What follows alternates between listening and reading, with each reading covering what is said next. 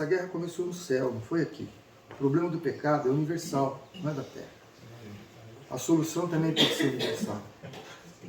E os rebeldes foram expulsos do céu, e rebeldes não entrarão no céu. O que é rebelde? Rebelde é saber o certo e fazer o errado. Escolhe fazer diferente do que Deus quer. É rebeldia. Não importa se você está no catolicismo, no hinduísmo, Deus vai jogar cada um segundo a luz que tem. Então tem índios rebeldes e tem índios não rebeldes. Tem hindus rebeldes e... Então, aí tem uma população de pessoas salvas, e a maioria dos salvos não serão os adventistas. Mas eles foram fiéis a toda a luz. Se você tiver dúvida, lê lá, Testemunhos para a Igreja, volume 2, página 123. Está escrito lá, as pessoas não serão condenadas por acreditarem na mentira, mas serão condenadas porque desacreditaram da verdade, porque não seguiram a luz que tiveram. Esses serão condenados. Está claro, e é justo isso. Romanos 2. É justo, é justo.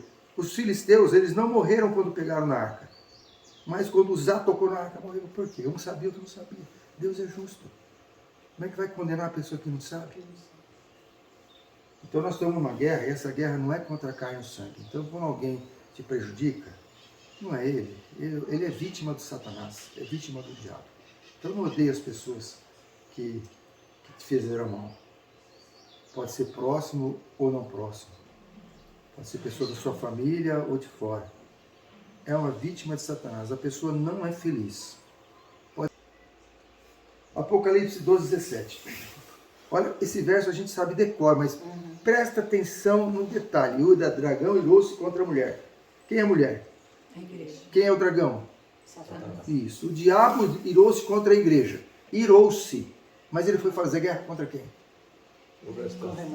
O remanescente. Por que ele ira contra a igreja e faz guerra com o remanescente? Por que ele não faz guerra contra a igreja? Você já pensou nisso? Está morto. Ela está morta.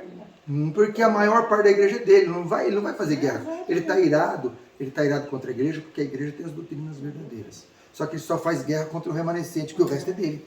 Ele não vai fazer guerra contra os súditos dele. Vocês estão entendendo? Esse verso é bem revelador. A guerra de Satanás é contra o restinho. E quem que ele usa para fazer guerra contra o restinho? Quem? Os outros da igreja? Hã? Os outros da igreja? Não escutei. Velho é surdo. Fala alto. Os outros da igreja? Exatamente. Os outros da igreja são nossos piores inimigos. Que nós não estejamos entre eles. Tá? Eventos finais diz que temos mais a temer de dentro do que de fora. Não é mais, tem muito ó, dentro daqui. Eu trouxe o livro aqui para mostrar para vocês aquele texto do... Eu vou te mostrar já. Que nós conversamos na sexta-feira. Não devemos achar que temos a obrigação de irritar nossos vizinhos que veneram o domingo, fazendo decididos esforços para expor intencionalmente diante deles o trabalho realizado nesse dia, a fim de demonstrar independência. Nossas irmãs não precisam escolher o domingo como dia para mostrarem a lavagem de roupa, etc. Quando sair o decreto dominical, não precisa falar, eu não acredito nisso, eu vou trabalhar só para irritar, não. Deus está falando que tem a prudência, não precisa trabalhar. Tem um texto que diz que nós devemos guardar o domingo e também o sábado, Aí você para evitar confusão. o domingo você usa para fazer trabalho missionário. Trabalha dentro da sua casa, você faz o que você quer aqui dentro. Já fazemos isso? Já fazemos isso? Já fazemos isso. Agora, não precisa desafiar as pessoas. Desafiar, não precisa afrontar. Bom, Precisa cutucar com vara curta. exatamente. Então, eventos finais também está escrito. Temos muito mais a temer de dentro do que de fora. Muito mais. Por quê? O diabo não é bobo. Se você fosse general, você tem 200 países, tem 199 que são... Não, você é um país, tem mais 198 que são seus amigos e um é seu inimigo. Onde você infiltra os seus agentes? Não sei, isso é até eu que sou bobo. Vai infiltrar os seus agentes no inimigo. Entende? Agora, qual é a relação que devemos ter com as pessoas que aparentemente são inimigas? A gente não julga o coração. Amar o inimigo. Orar por elas, interceder por elas. Não é agora eu vou ficar, aquele cara é jesuíta. Não. Ele está pregando mentira do púlpito, da televisão, ora por ele. Ora por ele. Se você tiver à disposição, escreve uma cartinha com humildade, Em vez de falar, você está errado, você é agente do inimigo, não. Olha, pastor, eu encontrei esse texto aqui na Bíblia, no Espírito de Profecia, e está diferente do que eu ouvi o senhor dizer. O senhor tem como me explicar melhor? Com humildade. O cara não pode se ofender com isso. Você não está acusando ele de bandido, de infiltrado, de jesuíta. Isso não se faz. E nem publicamente falar, ó, fulano de tal está pregando essa heresia. Não se faz isso. Entende? Faz uma pergunta com educação, que nem Jesus fez no templo para os doutores da lei. Ele se relacionou com eles fazendo perguntas. A gente faz perguntas. Quem sabe o Senhor vai mover o coração de algum? Eu espero que sim. Saulo não estava apedrejando Estevão? Como é que a gente podia distinguir naquele? Ele não estava exatamente apedrejando, mas estava concordando com aquilo, que estava guardando as capas dos apedrejadores, mas participou ativamente e consentindo com aquilo. Se você estivesse lá, você ia classificar Paulo como o quê? Pois, perdido, inimigo da verdade, está para o inferno. Não. Ora por eles. Teve um que se salvou. Quanto vale uma alma? Estevão. É o que Estevão falou. Não lhes imputes este pecado. Então, uma alma vale mais que o mundo. Então, se for por uma alma, 1000 pessoas que estão do lado do inimigo, se uma se salvar, já valeu a pena. Não, tá bom. Então, tem outro texto em Testemunhos para a Igreja, Testemunhos para Ministros, página 409. Muitos se levantarão em nossos púlpitos, tendo a falsa profecia, a tocha da falsa profecia acesa na infernal fogueira de Satanás. Muitos se levantarão onde? Em nossos púlpitos. Então, não se aborreça com as coisas erradas da igreja. Já me aborreci muito. E já, na questão administrativa, então, misericórdia. Eu escrevi carta e ia falar, ia entregar na mão. Hoje, o Senhor é o juiz. O Senhor é o juiz. Eu não tenho responsabilidade sobre ele. O Senhor é o juiz. Agora, se eu estou vendo alguma coisa, aí eu escrevo, só escrevo. Sem publicar, sem falar com outro, sem pôr na internet. O Senhor é o juiz. Agora, tenha certeza, nossa igreja tem mais gente, muito mais gente do mal do que do bem. E que nós não estejamos entre as pessoas do mal. Essa nossa preocupação tem que ser conosco. Para a gente não estar entre o joio. E está escrito, quem está em pé, Cuide Cuide para não cair. cuide para não cair. Então, que seja essa a nossa disposição. Essa é a igreja de Deus, porque ela tem a verdade. Mas dentro dessa igreja... lê Ezequiel capítulo 8. O que fala Ezequiel capítulo 8? Quem sabe? Ezequiel 8, cadê o Thomas? Está lá. Senta aqui no joelho do vô. Isso. O que diz Ezequiel capítulo 8? As abominações que eles estavam cometendo dentro do templo. Esse? Sim. E quem estava cometendo as O abominações? povo de Israel. O povo ou os sacerdotes? Sacerdotes. Sim. Aí o Deus falou para o profeta fazer o quê no muro, na parede? Cavar a parede. Abrir um buraco na parede para olhar lá dentro. O que ele viu lá dentro? Todos os animais. Isso foi Coisa- uma visão. Né? Uma visão, lógico. Todos os animais abomináveis e toda a liderança de Israel carregando seu incensário.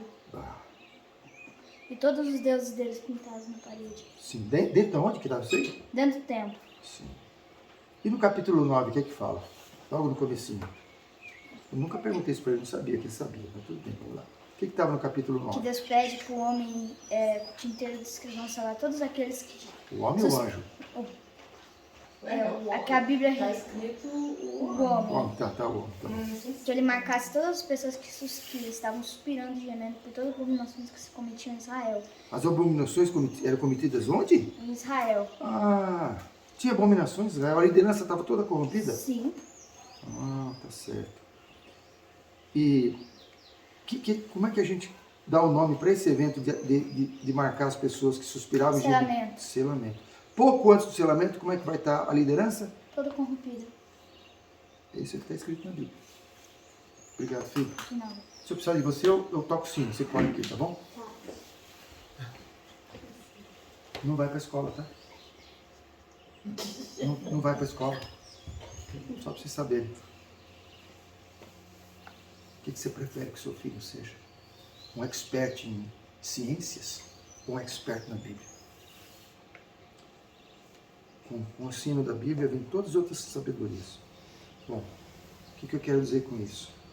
Um amigo meu criou uma igreja nova, lá de Hortolândia. Ele veio me convidar para ir para a igreja dele.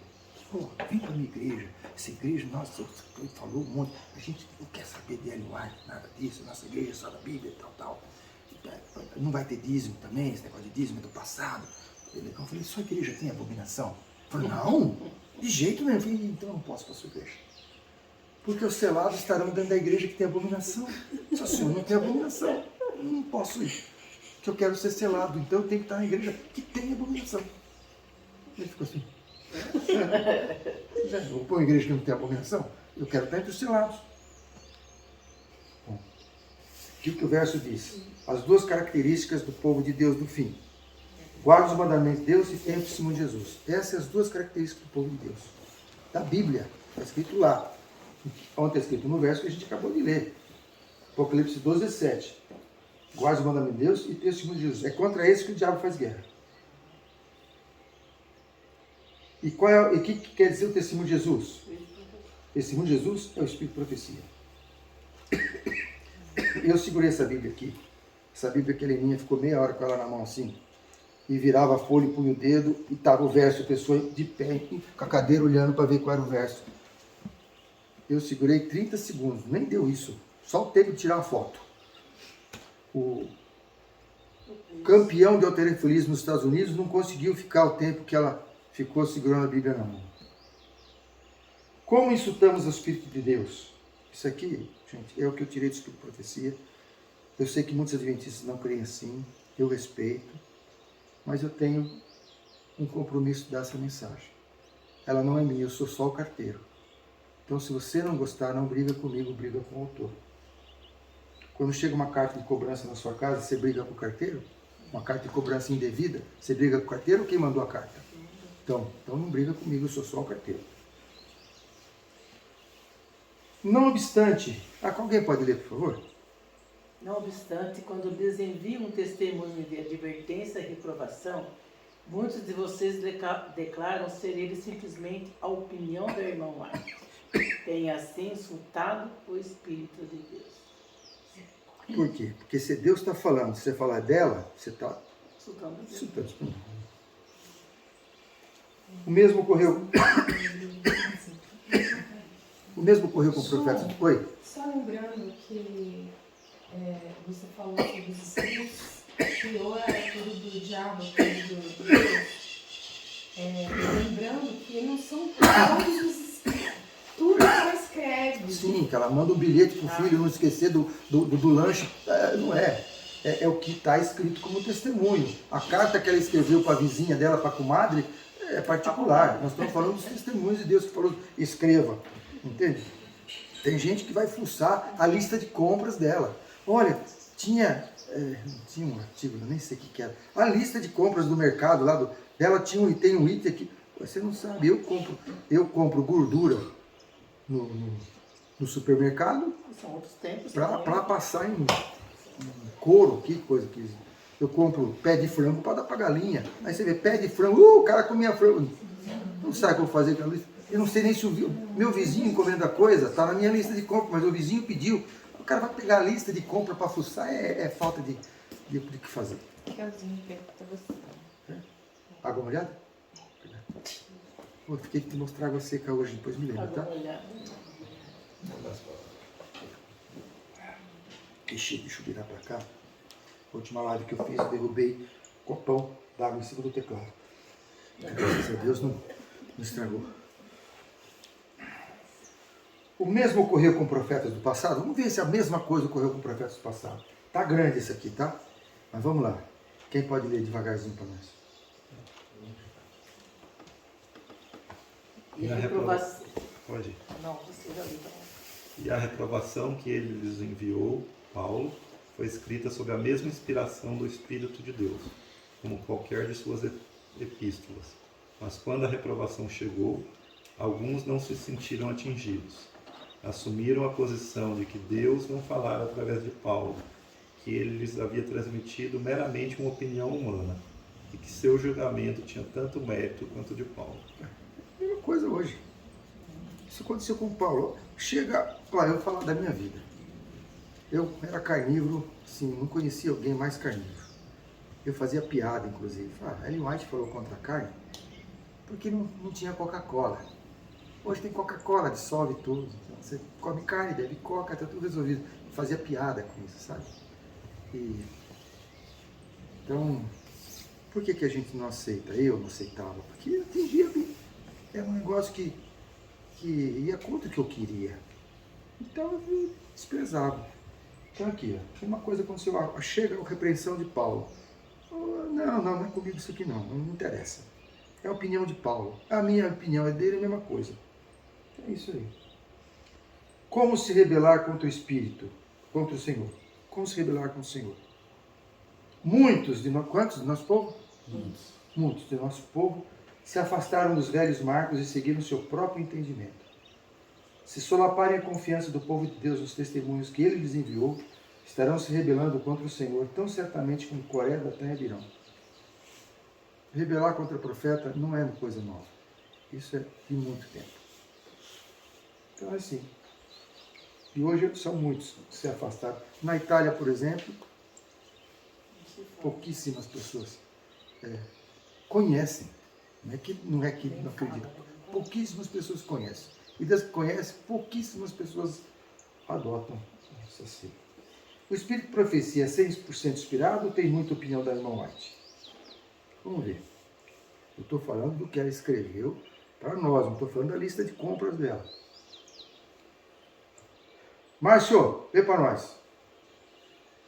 Nessas cartas que escrevo, os testemunhos que apresento, coloco diante das pessoas exatamente aquilo que o Senhor me apresentou. Não escrevo um artigo sequer na revista, expressando meras ideias minhas. Correspondem ao que Deus me revelou em visão. Os preciosos raios de luz que brilham do trono. Da onde veio?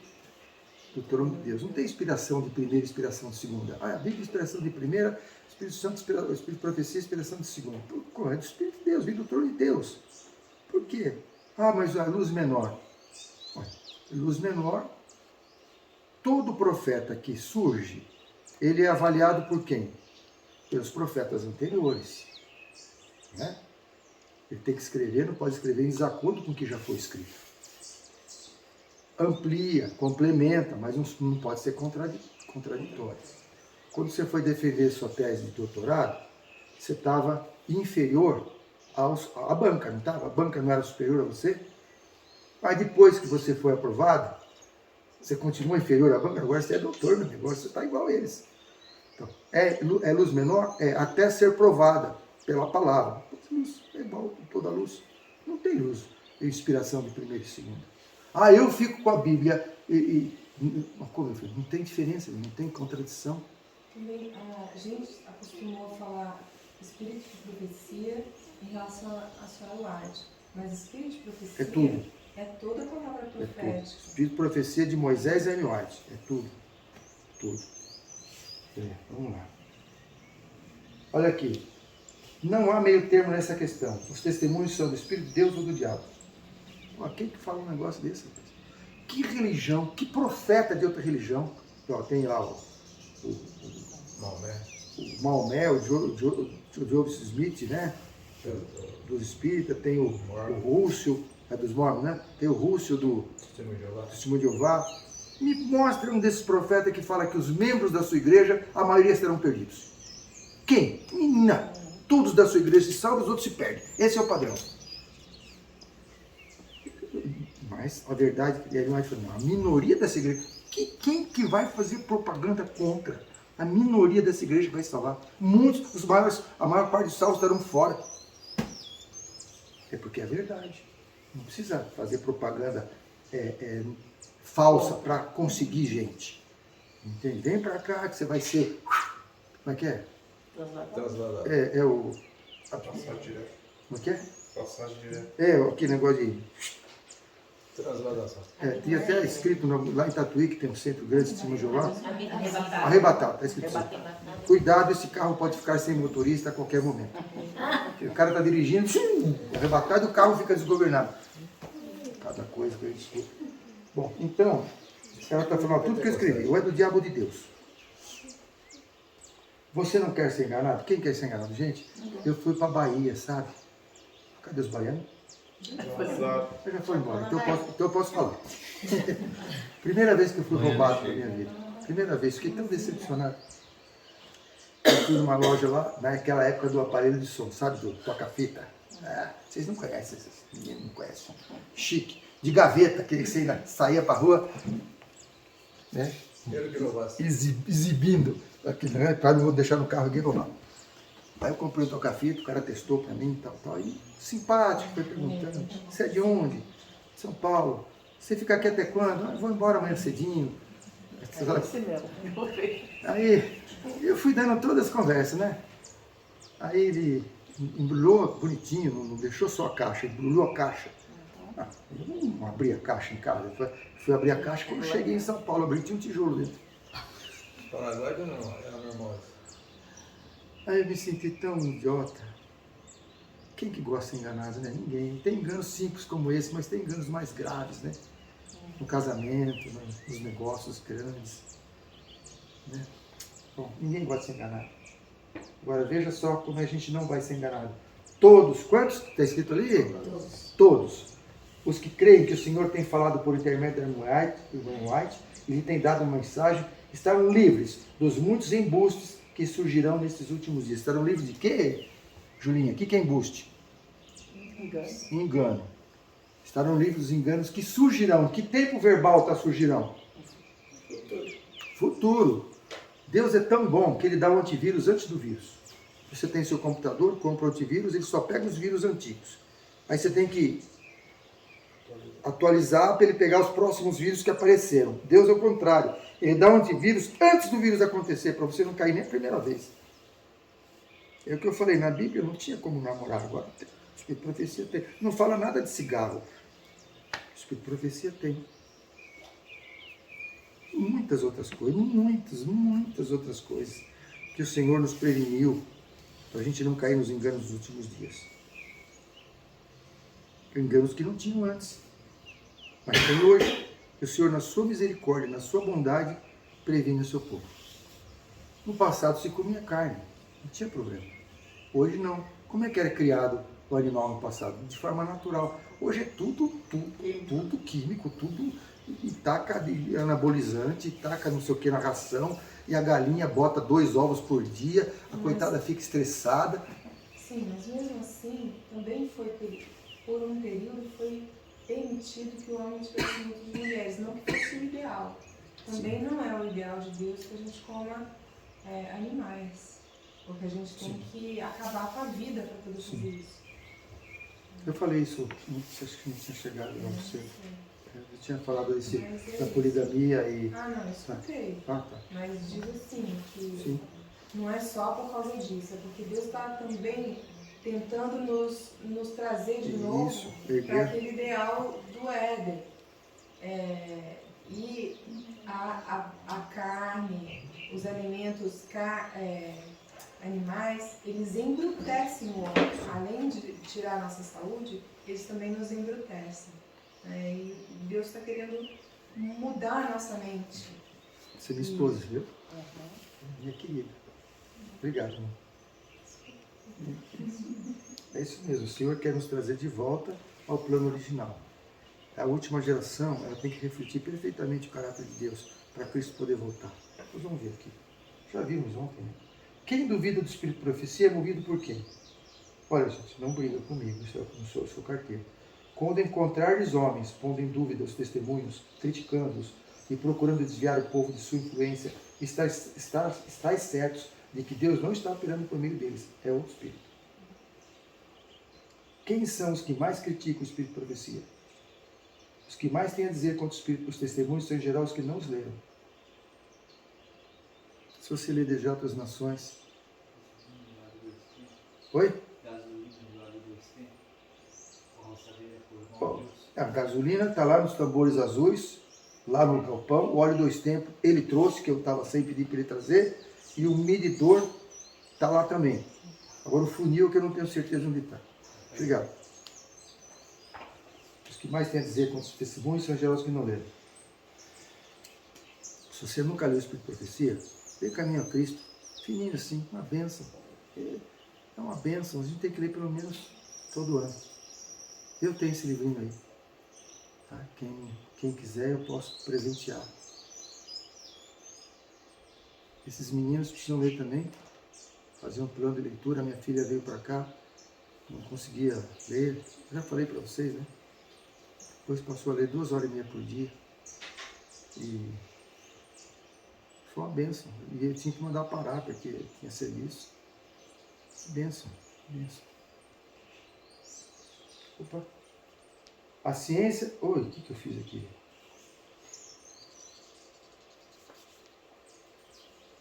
Qual é o último engano de Satanás? Qual é o último engano? Você está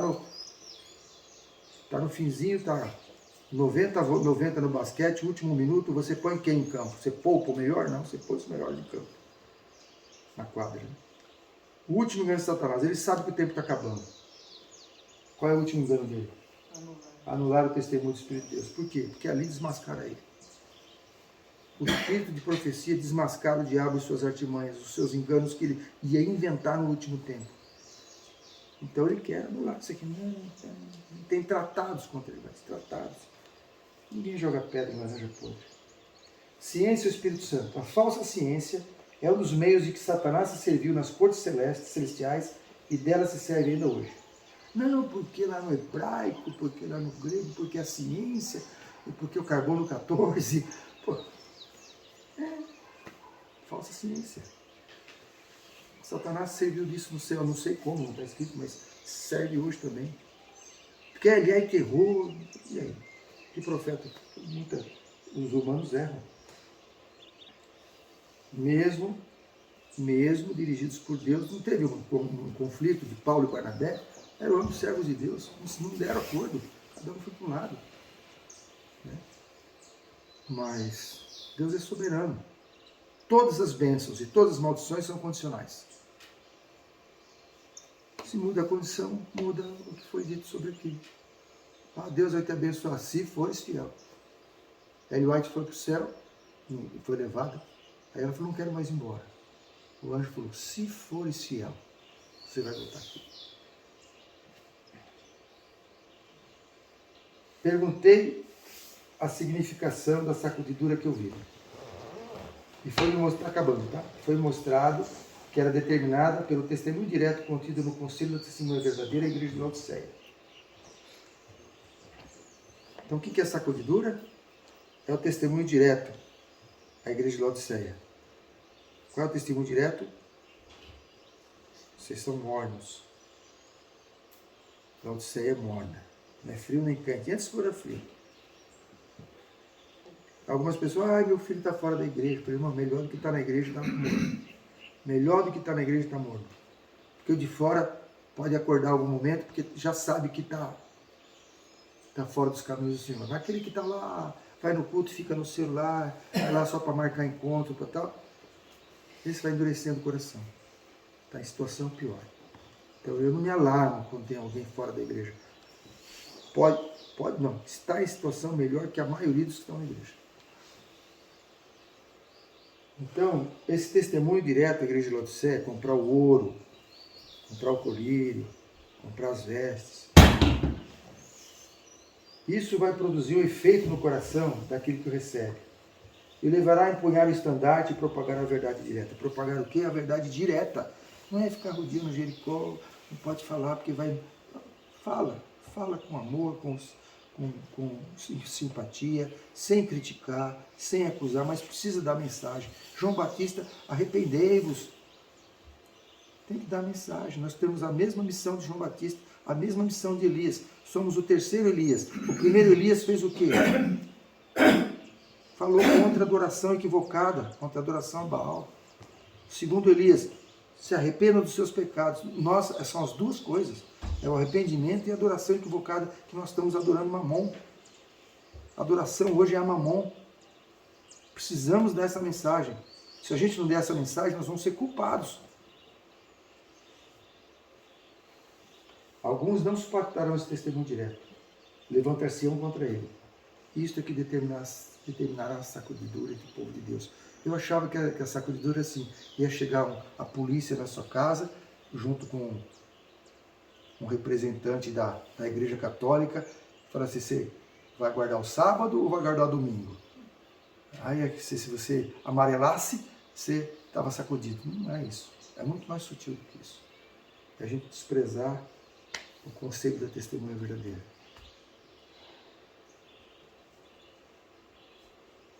Por que precisamos do Espírito de Profecia se temos a Bíblia? Por quê?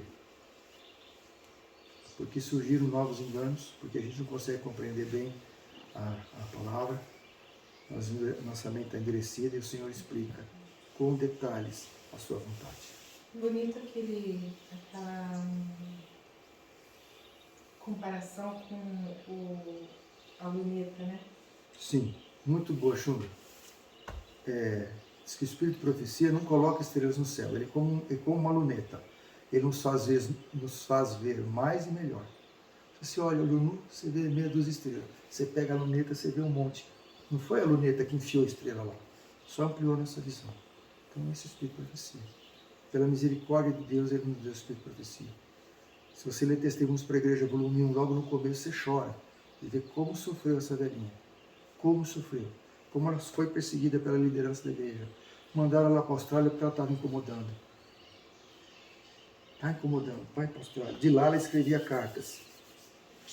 Quando a carta chegava, era sobre um assunto que tinha acontecido posterior ao que ela escreveu. Era recente, pois aconteceu ontem, anteontem, ela escreveu isso há um mês atrás, como? Só por Deus vai saber o que vai acontecer no futuro, e já escreve de lá. Eles tentaram se livrar da velhinha, mas não conseguiram. Tem muitas evidências, ela ficava sem respirar. Foi médico lá para ver, e por espelho, o olho não fechava. E fora que tantas... Escreveu que nós tínhamos corrente elétrica no corpo. Aquilo foi um absurdo, pai. Hoje a gente sabe, quem tem meio volt. Falou que o câncer era vírus. E hoje está constatado que é vírus. Um monte de coisa, um monte. Falou que era para comer só 3 vezes por dia, que 2 era melhor que 3. Até pouco tempo atrás, quem é nutricionista que estava aqui? Foi embora. A irmã foi embora. Era para comer de 3 em 3 horas, 5 refeições por dia, e tudo bagulho. Hoje já caiu isso aí, já está derrubado. Espírito de Profecia. Abrir a janela, pegar. As casas tudo fechadas para não entrar os germes, né? Não sei o que, entrar. Abre as janelas, deixa entrar sol. Mas tanta coisa que ela não tinha capacidade de saber de onde vem aquele Deus falando. Entende? Então, tem um livreto que chama Ciência Médica e Espírito de Profecia, só mostrando, é um livreto gordinho, é só mostrando as previsões que o que Eliot falou no passado, que a ciência foi descobrir posteriormente. Muita coisa. E assim, foi um amigo meu não, conhecido meu, ele foi, desculpa, não é conhecido meu, uma pessoa nos Estados Unidos foi levar o filho para o Dr. Sang Lee, sabe quem é, né? Ele é especialista em energia, ele tem doutorado no assunto. Estava fazendo doutorado e o tema dele era justamente aquele. E ele falou, olha, você não come isso, faz isso. Eu falei, tudo isso a gente já faz. Como você já faz? Ninguém sabe disso, essa é a minha tese de doutorado. Não, a gente faz porque está escrito num livro chamado Ciência do Bom Viver. Mas que mais tem aqui? Imagina, eu vou trazer para o senhor. Hoje muitos Um médicos livro que a gente escrito- conhece tem os livros de profecia, não é? Um livro escrito há 150 anos atrás. Ele, conclusão, ele se tornou adventista, ele era ateu, coreano, ateu. Como essa mulherzinha aqui sabia disso há tanto tempo atrás? Isso aqui é a minha tese de hoje. Os médicos não sabem isso hoje. Por que não é para comer gordura?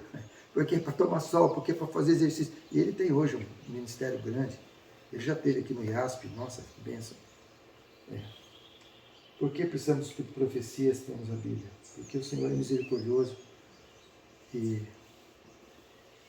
está nos tratando conforme a nossa capacidade de entender. Último slide. Você pode ler para mim, Breno? Cristo aguarda com fremente desejo a manifestação de si mesmo em sua igreja. Quando o caráter de Cristo se reproduzir perfeitamente em seu povo, então virá para reclamá-los como seus. Quando é que Cristo vem, filho? Quando o caráter se reproduzir perfeitamente. Isso. Ah, mas as pessoas falam assim, não, mas a Bíblia diz que é quando o Evangelho for pregado a todo mundo. Não está errado. Mas eu peço para alguém ler primeiro Colossenses 1:23. Quem pode ler para mim? Colossenses 1:23.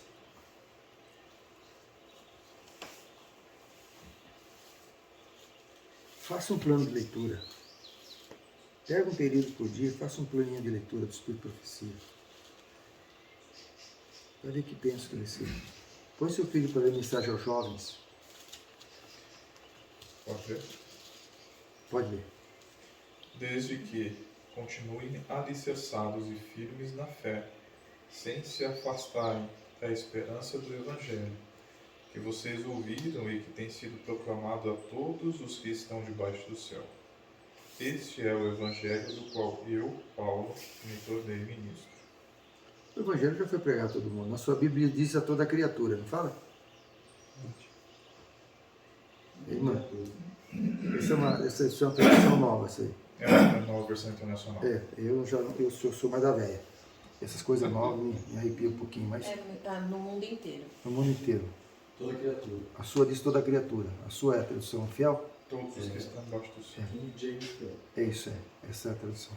A toda criatura debaixo do céu foi pregado o Evangelho. Olha, se já foi pregado a toda criatura na época de Paulo, por que Jesus não voltou? Porque não é só essa condição. Mesmo na época de Paulo, ainda havia a condição do aparecimento do homem. Sim, não era só essa condição de pregar o Evangelho a todo mundo, já foi pregado. Tinha mais condições. Tinha que aparecer o homem do pecado. Tinha que ter um povo. Tinha que ter um povo para refletir perfeitamente a glória de Deus. Por que precisa desse povo? Porque Satanás falou que é impossível ser fiel, obedecer todos os mandamentos. Deus falou, eu vou mostrar para o universo que é possível. E Deus está em busca desse povo aqui. Não é pela capacidade individual, que a gente não consegue nem piscar o olho por nossa própria força. É só por Deus, mas a gente precisa aceitar, se submeter e pedir, Senhor, me transforme, eu quero fazer parte desse povo. Agora, se você é infiel no pouco, como é que você vai ser fiel no muito? Se Deus pede uma coisinha pequena para você e a gente desconfia, o Senhor fala, more no campo. Ah, não é para agora, não precisa, aqui tá bom, eu me viro. Então, que diferença faz? Deus falou, filho. Se você não confia, não faz, como é que Ele pode dar mais luz?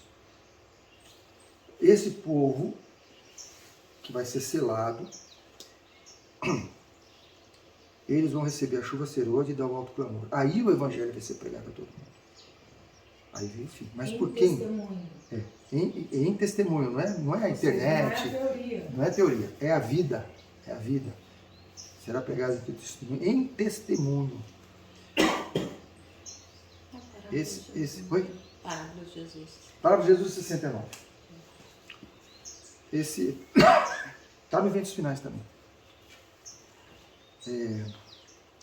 Essa pregação vai ser de forma miraculosa. Diz que o rosto das pessoas vão brilhar como o rosto de Moisés. Que as pessoas vão, cobre o rosto, que é muita luz. As crianças vão ter participação fundamental nessa pregação. Porque os adultos serão proibidos de pregar, mas as crianças poderão pregar, porque elas não vão presas. Tá, filho? Se prepara. Eu acho que vai ser para os seus dias, tá? Então, isso, irmãos, é bem diferente do que nós estamos vivendo. A gente está vivendo preocupado com os nossos interesses. A gente está preocupado com a conta, com o investimento, com trocar de carro, com melhorar de casa, com viajar. Nossa preocupação tem que ser um caráter perfeito semelhante de Cristo. E quando Ele fala isso, fala, filho, eu tenho um lugar melhor para você preparar o caráter. Eu devia ter trazido aqui, mas esqueci. Geralmente eu trago um pedaço de viga, um prego, um martelo e uma chave de fenda. Aí falo para alguém pregar o martelo, ou pregar aquele prego com a chave de fenda. Pega o dedo, pega fora. Não vai. Com o martelo, Deus deu a ferramenta certa para nós. O filho vai morar no campo, é a ferramenta para você Não é o campo que te santifica, mas lá eu posso te santificar melhor. É sempre Deus que age. Não é os nossos esforços, não é onde a gente está, não é o que a gente come, mas Deus usa essas coisas para nos santificar. Ele usa as tribulações também. Que o Senhor nos ajude. Eu sempre oro por todos que vêm aqui, a nossa oração contínua. Eu peço que vocês orem por nós também. E oremos uns pelos outros para que a gente esteja entre os selados. Os selados, eles terão um caráter perfeito. Não é o selo que muda o produto em bom. É o produto bom que recebe o selo. E esse produto bom é Deus que transforma se a gente estiver desejoso disso, suplicando por isso. E Deus faz um milagre. Agora, a nossa parte qual é? É o tripé da comunhão. Você sabia que um banco de 4 pernas, ele balança? Se tiver a perna mais curta, ele fica manquitola. Mas um banco de 3 pernas não balança. Sabia disso? O tripé não balança, não tem como balançar. Você que trabalhou com madeira. Qual é o tripé da comunhão?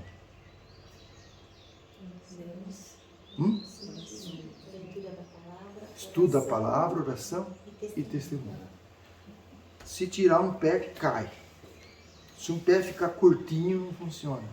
Estudo da palavra, oração e testemunho. Como é que está a sua oração? É aquele minutinho da manhã, aquela oração zica. Como é que está o estudo da palavra? Aquela, leu a meditação, leu a lição, acabou.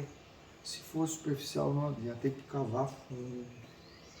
Pedir a Deus sabedoria para entender, tirar lições para a sua vida pessoal. Eu estava fazendo no bíblico, tem pão atrás, e deu uma vontade de pular aquela parte da roupa do sacerdote, sabe? E a roupa aqui, fina ali, azulzinho ali, não sei o quê. Ela não gosta nada de escritinho. Eu não gosto dessas coisas. O livro começa assim, era de manhã de sol, os raios batiam nas folhinhas que tinham gotícula. Vai para o assunto, pula para o assunto. Tira esses detalhes, sabe, esses aí eu não gosto. Mas eu entendo que tem pessoas que gostam. Aí a pessoa visualiza, vamos no cerne. Eu não sei se... acho que é mais ou menos, tem um temperamento, uma personalidade assim. Não quero que eu rodeie, vamos lá. Bom, o que eu estava falando? É a roupa do sacerdote. Começou aquele negócio da roupa do sacerdote. Eu vou pular isso aqui. Aí eu falei, não, acho que não está certo pular. Você está aqui, tem uma razão de estar. Tem um motivo. Aí eu orei ao Senhor, Senhor, me ajuda a tirar uma lição para a minha vida disso aqui, porque não tenho vontade nem de ler. Tenha paciência. Aí fui lendo e olha aqui, pela misericórdia do Senhor,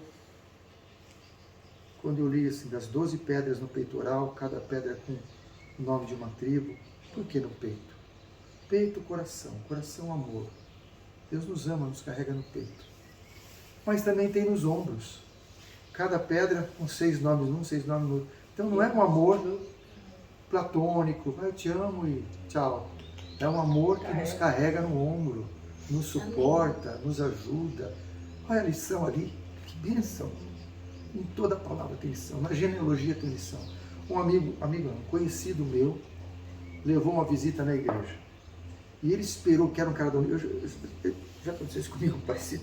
Era uma pessoa da universidade, um cara culto, instruído. Falou, eu tenho que levar um dia que tem um pregador, né, do nível. E ele esperou um dia que lá, um domingo lá, que ia ter um pregador erudito, e levou um amigo. Não é que o cara faltou, rapaz. O pregador faltou, e o irmãozinho, Zé Ninguém, foi pregar no lugar do pregador. Misericórdia, eu não queria morrer, queria se enterrar. Você sabe que a pregação dele qual foi? Genealogia. Abriu Mateus e leu a genealogia. Só isso. E foi lendo, acabou. O amigo, o rapaz do Adventista queria se enterrar. Ele queria se enterrar de vergonha. E o texto dizia, viveu tantos anos, teve não sei quantos e filhos, morreu. Na saída, o amigo dele, rapaz, fiquei impressionado com a mensagem. Eu nunca tinha pensado nisso. Todas as pessoas viveram e morreram. Viveram e morreram. E eu nunca pensei na morte.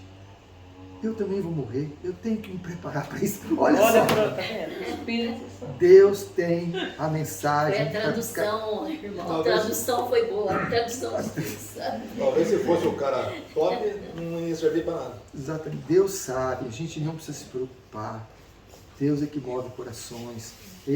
Não são meus argumentos, não valem nada. Quem convence é o Espírito Santo. Se argumento valesse alguma coisa, a ressurreição de Lázaro teria convertido todo o Sinédrio. Todo o Sinédrio. Eles estavam lá, alguns do Sinédrio estavam lá, viram a ressurreição, ficaram fedendo. O que eles fizeram? Se reuniram e votaram a morte de Lázaro e de Jesus. Olha, se a ressurreição de um morto não convence, você acha que um texto vai convencer? Jamais. Quem convence é o Espírito Santo. Não podeis servir a Deus e a Mamon.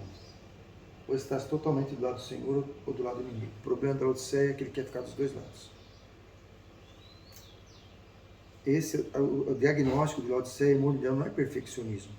Existe uma campanha forte contra o perfeccionismo que não existe, é uma falsidade.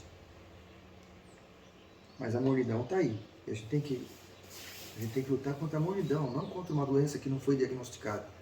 Se diagnosticaram com hepatite, você vai tomar remédio para o rim? Não tem nada a ver. Tem que tomar remédio para o fígado. Deus falou, a Laodiceia é morna. Ah, não. Cuidado com o perfeccionismo. É para desviar o foco. Quem não é comigo é contra mim. Quem comigo não ajunta, espalha. Não tem meio termo. E o último, esse é o último. Se hoje ouvires a sua voz, não endereçais o vosso coração. Que o Senhor ajude a cada um a tomar suas decisões. Que a gente não seja juiz de ninguém, que a gente não critique ninguém. Que a gente só critique a nós mesmos e como Davi. A gente olha assim, Senhor, som do meu coração. Som do meu coração e vê se há nele algum caminho mau. Essa é a nossa parte. De pedir a Deus para mostrar onde nós estamos errados. E outra coisa que eu vou pedir com todo carinho, com todo desejo do meu coração, não escute homens, não acredite em mim, pesquise por si mesmo, diretamente na fonte, Bíblia, Espírito e Profecia, Bíblia e Testemunho, vai na fonte, senão nós vamos ser enganados. Hoje tem muita pregação bonita, com oratória linda, pregador charmoso, mas desvia da verdade. Não caia na cilada, Satanás não é bobo. Ele não vai enganar você com o Dalai Lama. Ele não vai enganar você com o Papa. Ele vai enganar você com ilustres da nossa igreja. Então, estude diretamente na fonte. Os bereanos eram mais nobres que os de Tessalônica. Por quê? Por quê? Pesquisado. Porque eles iam ver se o que Paulo falava era aquilo mesmo. Eles iam nas escrituras para saber. Eles foram considerados mais nobres. Paulo não se irritou porque eles iam ver se confirmar e ficou feliz se vocês são mais novos. Carlinhos, vem cá.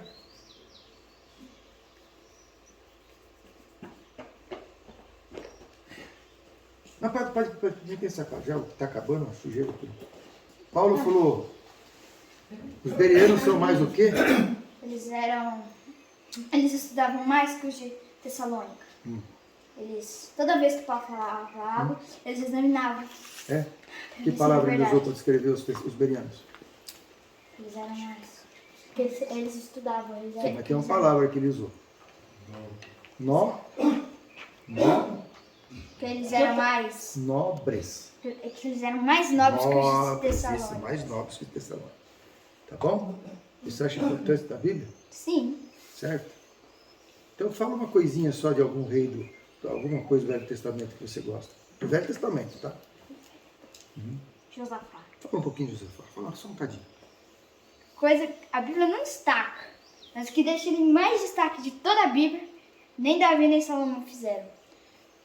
No 3º ano do reinado dele, quando ele se organizou, ele escolheu um grupo dos seus príncipes, um grupo de sacerdotes, um grupo de levitas, para andar em cada cidade de Judá pregando a lei.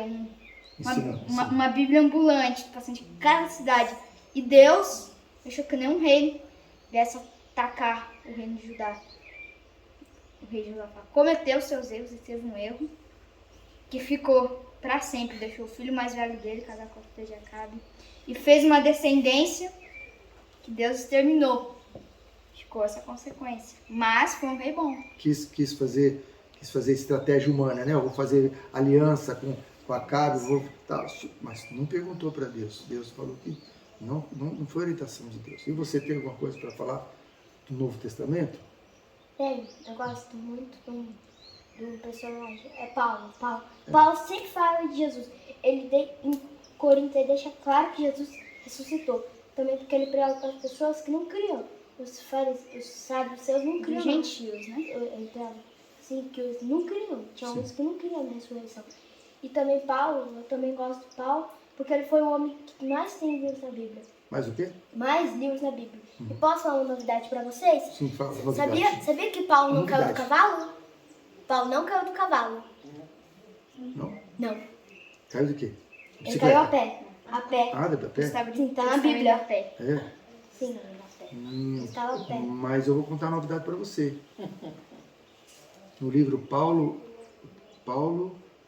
e o apóstolo da fé e da coragem, que é inspirado, Diz que ele caiu da cavalgadura. Talvez cada um tenha entendimento, porque na Bíblia eu li que tá assim. Tá bom. Na Bíblia não fala que ele caiu a pé. Se ele caiu. Caiu. Não diz do quê? Sim. Então não fala. Paulo caiu e não fala do quê. Lá nesse livro fala que ele caiu da cavalgadura. Mas o importante é que ele caiu, né? Se foi do cavalo ou se foi das pernas, não tem problema. Tem? Não. O importante é que ele caiu e escutou Deus e falou o quê? Escutou Jesus e respondeu o quê? O que queres que eu faça? Muito obrigado. Nada. Essa menina Nadinha, vou te falar, eles me encantam. Gente, muito obrigado. Não sei se tem alguma pergunta, alguma dúvida, alguma reclamação. Esses dias eu estava meditando sobre esse verso, não endureçais o vosso coração, e eu achei interessante porque eu tinha um conceito que era assim, tipo, eu não quero, sabe, uma negação, uma coisa assim. E me veio uma impressão assim que esse não endureçais o coração também poderia se aplicar, às vezes deixar para depois. Sim. Vem aquele espírito, né, de manhã falando, me procura mais, estuda a Bíblia, faz isso, faz aquilo. E a gente, mas eu tenho isso, tenho aquilo. Também isso é uma forma de endurecer o coração, porque a gente acaba deixando de lado e sem perceber quando você vai ver aquilo que está por último. E essa é uma forma também de endurecer o coração. Achei interessante. Diz que uma arma eficientíssima do inimigo é a procrastinação. Procrastinação é prorrogar, passar para frente. E eu fiz isso bastante tempo, irmão. Olha, só pela misericórdia de Deus. Porque eu sabia que tinha que mudar para o campo, que estava enrolando, estava procurando um agronegócio, não achava, estava enrolando. Aí a minha filha achou esse sítio, falou, nós vamos. E eles não tinham dinheiro para comprar. Falou, nós vamos, se vocês querem ir, vocês vão, senão a gente vai sozinho. O meu genro ia comprar o sítio para pagar com serviço. Aquele engenheiro civil, o dono daqui estava construindo casas para vender. Falei, não vai se escravizar não, a gente vai.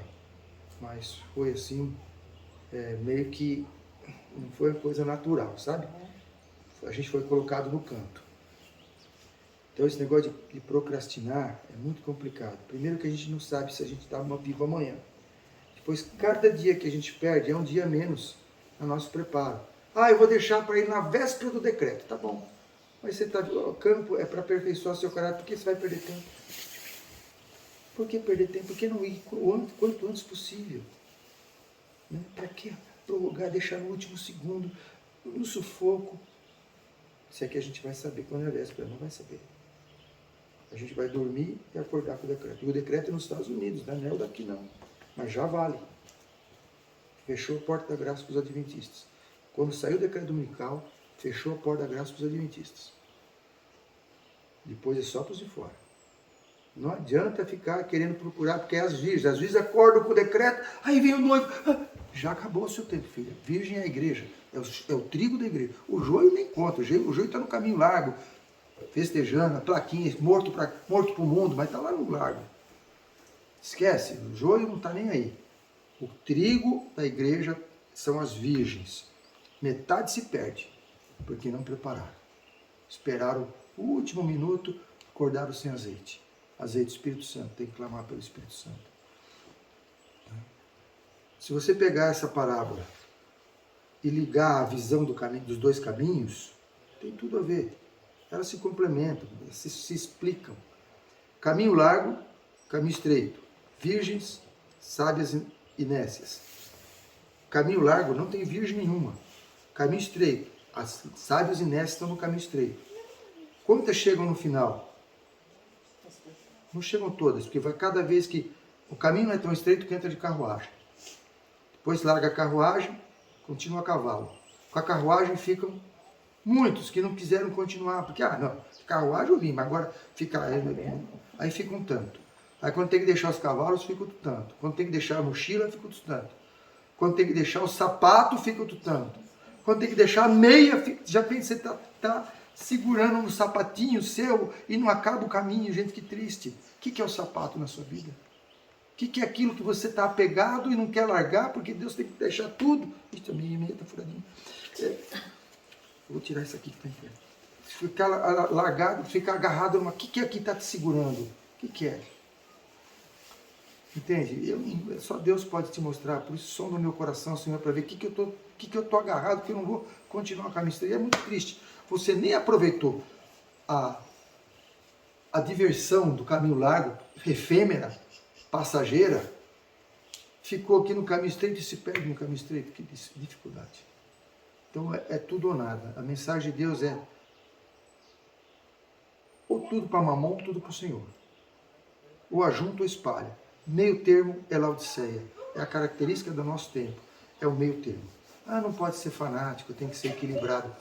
Equilibrado não é um pouco certo, um pouco errado. Sabe o que é equilibrado? Pensa que aqui é uma linha, aqui é uma linha, aqui é uma linha.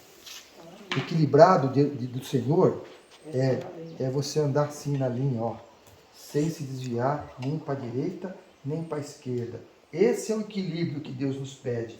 Não é o equilíbrio da balança, aquela balança de feira de 50 anos atrás. Sabe aquela balança que punha peso de um lado e batata do outro? Assim, um pouco certo, um pouco errado. Esse não é o equilíbrio de Deus. O equilíbrio de Deus é andar no centro de sua vontade, sem se desviar nem para a direita, nem para a esquerda. Que o Senhor nos ajude. Amém.